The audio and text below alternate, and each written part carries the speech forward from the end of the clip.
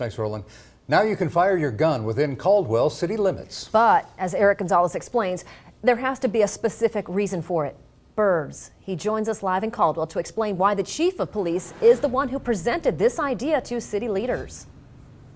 Caldwell police says this all stems from a business owner that was afraid that his own flock of birds would contract a virus. Now that business owner is allowed to shoot at wild birds to protect his bottom line.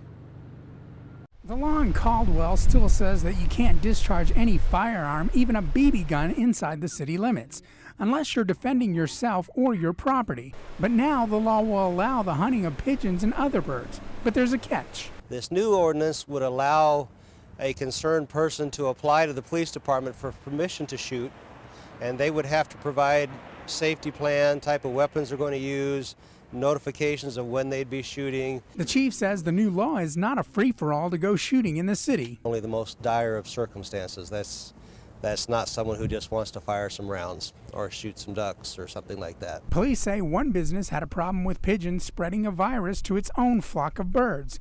Even if the hunt is on for pigeons, residents are mixed. If they let businesses do it, the average Joe is going to think it's legal to do it. They're a real big problem because they create a mess on the sidewalks, they roost in the trees, and it'd be all right if they go roost out of town somewhere. Overall, Chief Allgood says businesses have to show a loss to their livelihood and a good reason to shoot within the city limits. I think this is going to be used so rarely that,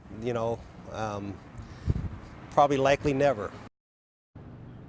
The chief says if he does give a business permission to shoot at wild birds, they will only be allowed to use light load, short-range weapons, nothing long-range or high caliber. Back to you.